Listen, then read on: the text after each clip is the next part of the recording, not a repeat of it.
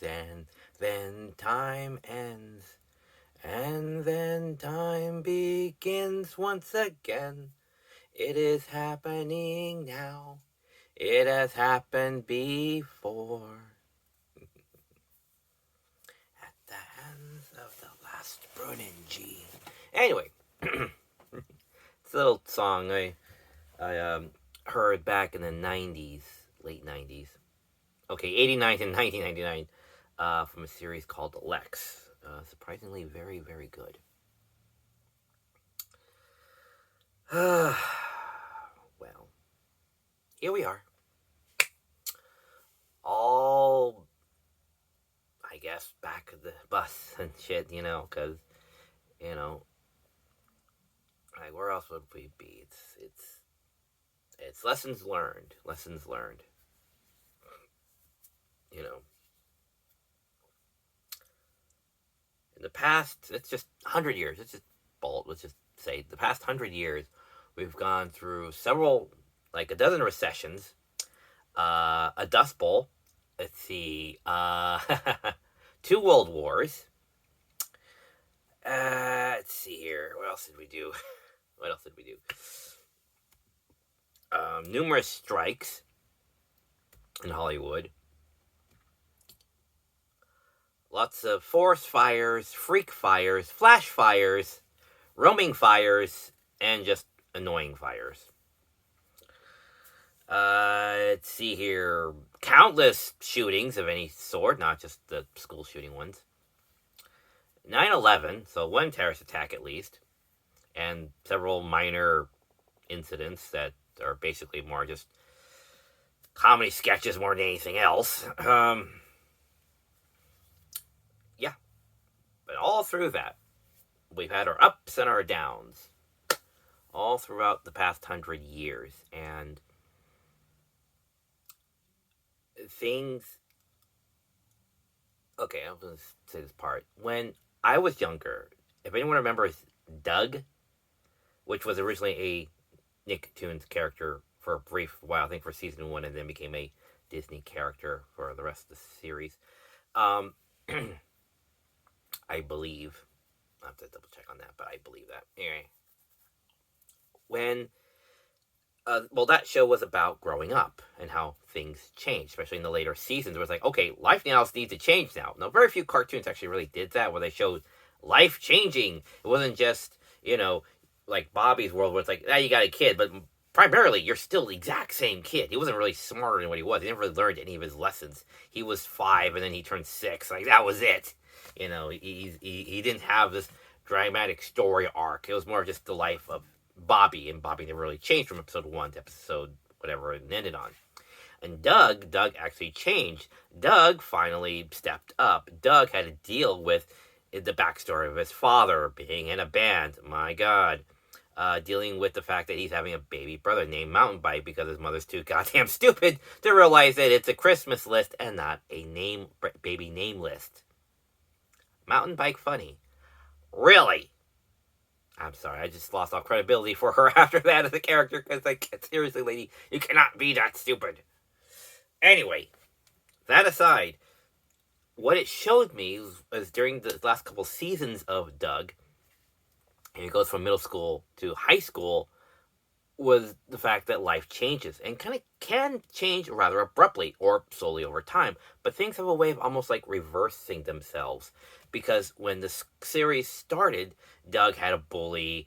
Doug's his environment was as such very standard, and then when they got to high school, suddenly everything changed. The poor kid bully suddenly became the richest person in town. The school, the high school, that was in the beginning was the rich girls. They took over for when it collapsed. The school collapsed, and the father comes in with his millions and rebuilds it and does it to BBB school, narcissist much, and then they lose their money. That's their story arc. Oh, and she gave Doug his first kiss, by the way. It was an impulse kiss. There was nothing behind it. And then he's like, oh my God, my life is changing. Well, I can still rely on cinema, because cinema has always been there for me. Yes, trust me, Doug. Life's about to copy art. His parody of 007 was, 007. He was a cool character. Everyone loved him. And then suddenly he's like, no. Now he's just incompetent, goofball character. A parody of what it once was. And Doug's like, what's wrong? What happened to my world? And surprise, surprise, basically that's what happened to, well, me and the rest of the world. Where a lot of the stuff we had for this brief moment in our lives, suddenly things were, the status quo started to change a little bit. It's like we before we could trust our presidents to a certain degree. We all believed they had the nation's best interest at heart. Now we're just trying to get them to be competent in any real regard at all. This is ridiculous.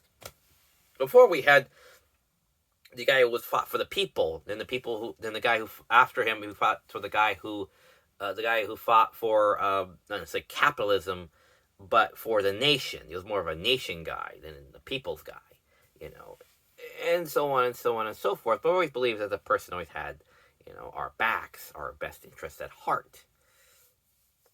And so, sorry, I just got a text message.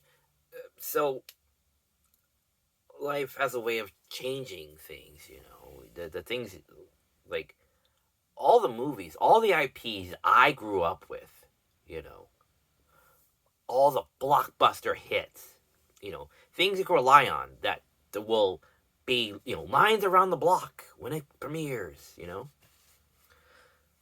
Now it's all shit now. It's all like, the bad decisions upon bad decisions. Like I said in countless videos before, you cannot just, Razor Fist said it best that Razor Fist said it best. If he could release a badminton game with his grandma and glue the title Marvel in front of it, people will still eat it up, and people did for the first 3 films since Endgame. But fool me once, shame on you.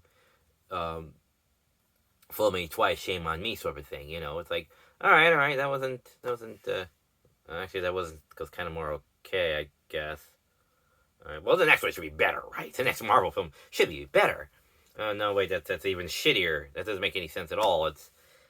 It doesn't have what made Marvel Marvel. It's not fun. It's not interesting. It's not.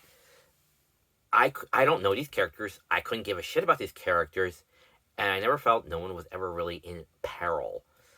So none of the stakes, none of the characterization, none of the development.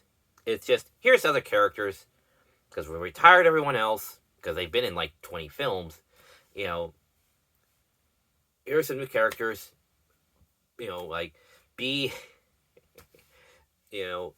Consume new product, then get excited for a new product.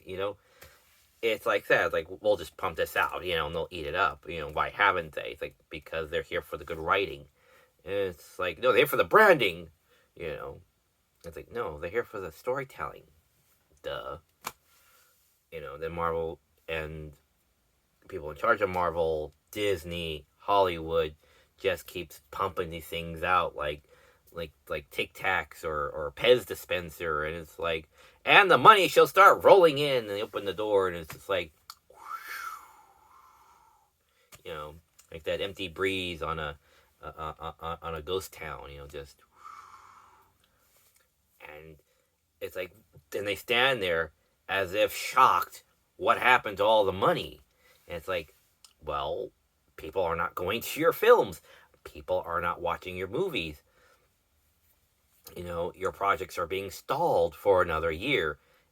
And projects, when I was young, projects were hardly ever stalled. And not until more recently do you hear stalled project, new director, stalled project, new director.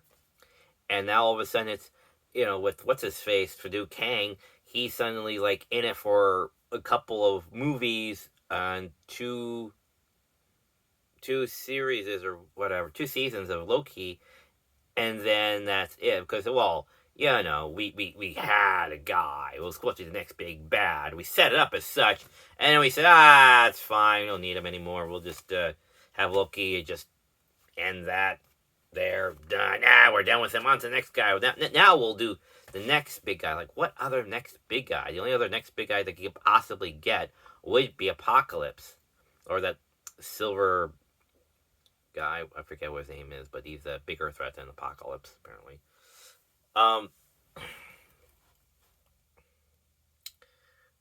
So that's the thing, is that everything has ups and downs. It's in vogue and then it isn't. But then that's the thing. It's like every IP, like someone somewhere, like you can't help but feel in the back of your mind some sort of conspiracy that someone is systematically in Hollywood making every male, because predominantly male, yes, there's still nothing wrong with that, IP into shit. It's like what we do with Star Wars. Make it mostly female and make it suck. Okay. Indiana Jones, have a lady usurp him and make it suck. Okay. James Bond, put a woman in it that tries really hard to usurp him, but let's kind of, and it's like, well, let's give him a good death. Okay, give him a good death. And I mean, Doctor Who, that Jodie Whittaker era was just shit, And it's just one of the things I wanted to tell you is that we've had ups and downs, but these past 5 years, since, 2017, when the whole woke movement started, it reminds me of the X-Men Evolution episode. I forget what it's called, but it's the one about girl power and empowerment. And it's like the girls of the group come together to form their own sub-group and take on bad guys, but then get kind of high on themselves a little bit, and then decide, let's not do that. We don't need to go full vigilante here. Right. Because, that's what they do. They just go back to being regular teenagers, I'm sure. But that's basically it. You're given some leeway. You're given some, some room, some power, some concessions, anything you're not normally used to getting. You're given it. And now they're high on themselves. And then they say, and what's her name for Snow White just keeps hamming it up, saying, oh, well, it's not it's not 1938 or 9 or whatever the fuck it was. It's not that time anymore. Of course it isn't. But it's still a bedtime story. It's simplified for children at bedtime. You dumb idiot. So of course it's going to be basic. Of course it's going to have the wrap-up ending. Big Bad's dead. Okay, let's, hurry this up. The kids are falling asleep. Let's get going here. That's it. It's a bedtime story. Duh. So yeah, when they did the transfer, it's like, well, why write ourselves to, we're already like an hour long. We don't need to make this longer. It's just expensive. It's the first feature.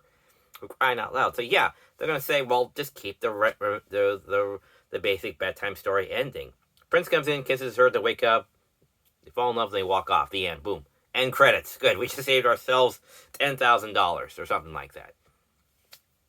It wasn't done for greed. It was done for a bit more practical purposes, And plus, does it really need to have another act of them falling in love afterwards that he wakes her up? Not really. You're kind of already like, all right, well, we sat through this thing long enough. Let's kind of wrap it up so we can go home and go to bed or whatever, So yes, that was almost 100 years ago or, whatever. And so modernizing it a little bit and giving the characters a bit more of a time to know each other, sure, fine. But the way she goes about it is just, sorry, let me see if I can put a word to this, assholeric. Let's put it that way. Now, she may have views on that, but she doesn't have to be a jerk about it. See the difference there? You can have opinions. It's not the problem.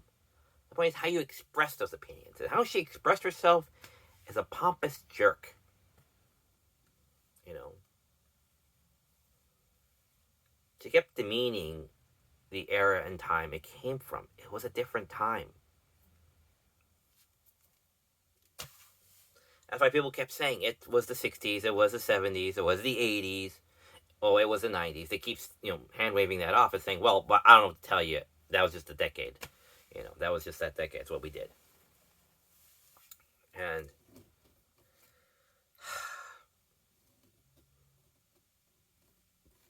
Kathleen Kennedy, that's what it was. Kathleen Kennedy. Having her keep saying all this stuff about, that she knows what's best. She knows how to handle the character. This is going to be the proper version of Snow White. There's no real proper version of Snow White. It's just a fictional story. But if you're going to be the representative of a new IP, treat it with some respect. Treat it with some awe.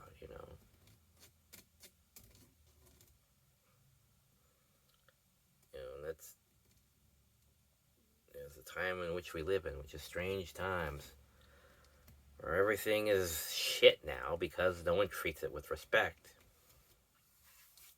It's like, what respect? What care?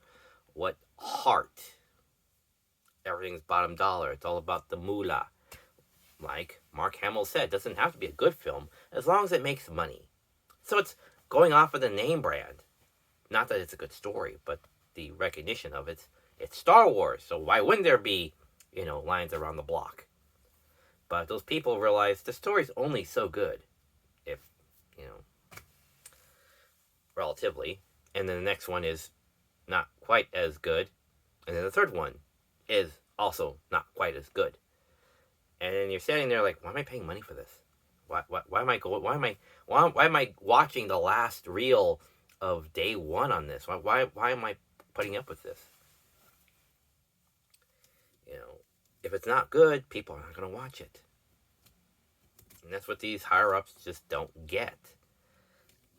And I don't know what's going through their heads. Why do they think, that this is a bad idea? It's like in The Big Short, for what's his name, near the end, where they're having that discussion on stage. The two characters are sitting in the chairs talking about, what capitalism is, what greed is, and, if that one business guy will buy more shorts, if he can. It goes, yeah, sure, I would, if I could, which would exacerbate the situation even more. And it's like, it's just greed. It's just straight up greed that's killing the whole damn thing. No checks and balances. And then that's why we had the financial crash, because everyone kept thinking nothing bad will ever happen. And just be a bunch of greedy bastards. And no one's buying the store.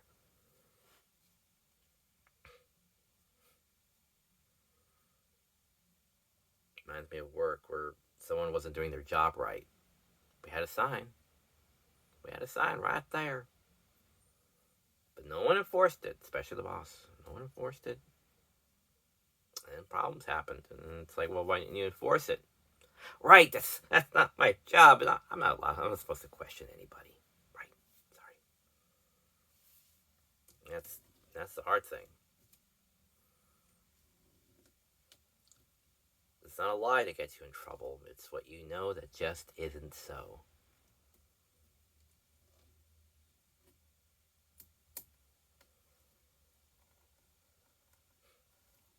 What a world we live in. People in charge don't know what they're doing. Keep putting it in the hands of the wrong people. All the wrong people. All the wrong decisions. It's a multi-billion-dollar industry. Hollywood and Disney, else. But you know who is surviving and thriving right now? It isn't them. No, it's not Disney. It's not Hollywood. They're not thriving. They're suffering right now. They're suffering. They are staggering. They are lumbering. At some point, hell, someone out there is crawling. And the people who are thriving and flying and running are the indie people. Now, why do you suppose that is? Because technology has reached such a point that, because back in the day, in the beginning of all this, you would have to have hundreds and hundreds of animators working for years to make, even those little features up here, this little like 5-minute, 30-minute things. It's insane the amount of time and effort to put in enough skill to make a cartoon look good, because Disney was about quality. But the technology of, the style, the process, it was still immense. Even in the 80s, for Little Mermaid, they still had to outsource the bubbles to China, And now, in, what was it, 2018, I think it was, for Edit and I, or Techno Noise Edit and I, there was a group of like 6 guys in an apartment working for like 2 or 3 years to make that thing, because technology has advanced enough. So now, with the CG and everyone else, I just saw a whole video on a whole bunch of stuff coming up next year. Like murder drones. Having all that go on. Those storytellings. Song in the Sky. Any other independent film, anything. These people, it's usually a small group of people, not a big corporate organization, but a small handful of misfits come together, make this thing, and put it out there basically for free.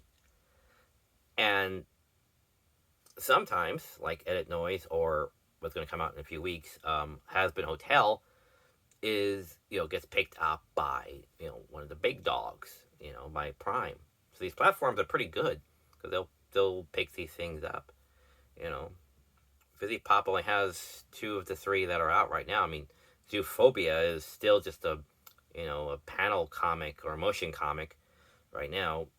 Hell of a Boss is still up on YouTube, still killing it with millions of subscribers and viewers.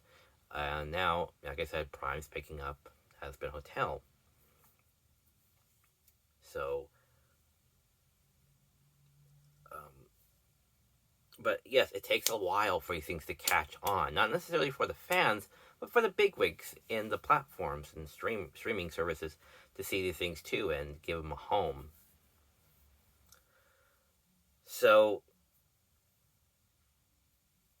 it's a good time to watch for quality and quantity from the indie film people. What was it, The Last Monolith? That was pretty good. It doesn't have to have the world's best animation, but it needs to be a compelling story, something original, something heartfelt. Remember, even one called God High School, or High School of the Gods, I think it was, which is a high school version of the Greek gods or Roman gods or whatever, the pantheon. That was the whole thing. I'm still waiting on more episodes of that. That looks pretty cool. Has a good, decent amount of quality to it. So, like I said, everything seems to be changing over. I mean, Don Bluth was more of an independent guy most of the time. He worked for Disney, then he became independent. But when he had his own, the Woodpile Cat, that was still fantastic. For the 10 minutes that it was still good.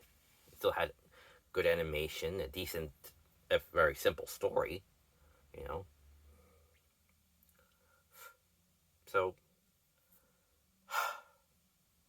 I have to go to the bathroom, so let's wrap this up here. So, the Sci-Fi Channel was good and it's bad. And it's just, things change. And hopefully in the near future, Disney will start making good films again. They'll get rid of the bad decision makers and make way for good decision makers. I don't know why they can't see that. I think they're barely starting to see that now, and they realize, oh wait, you mean no one's been liking us for the past 5 years? Yes, no one's been liking you for the past 5 years.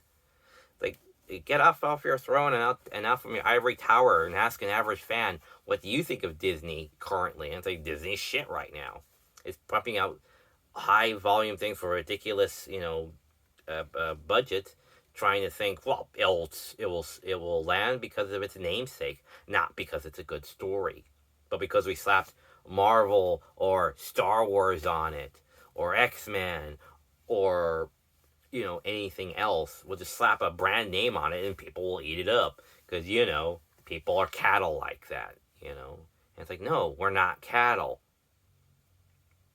People eventually get it. Bad cinema equals no returns. And it may take them a minute. But they will get it. Remember, people aren't mindless, drones or cattle. I'm not. At least not anymore. Maybe I was when I was a child, but, because I didn't know any better. I didn't know what capitalism is or consumerism was, or what is people trying to sell you stuff left, right, and center.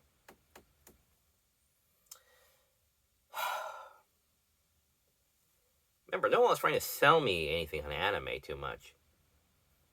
99% of this is because I sought it out because I felt it was a good story.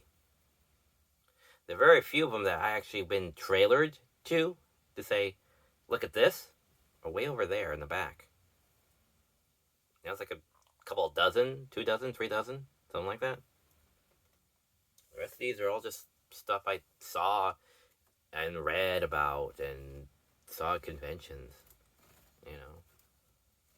So, I rented at the video store and said I'd like to have that someday. Okay, so I guess that's about it. But we're on the last few hours of 2023. And hopefully 2024 will be a better year for all of us, for everything. We'll see that change yet again, and we'll have, passing of the torch or whatever, and we'll get new people, we'll get better ideas, and who knows, maybe the small independent people will be picked up and they'll go on and make a new franchise. Who knows? One can only hope. So, until next time in 2024, take care, my fair, faithful viewer, and just give it some time. Just give it some time, and I believe things will get better. And if not, then I'll do it. I'll go out there and I'll make the best damn films ever then. Alright, take care.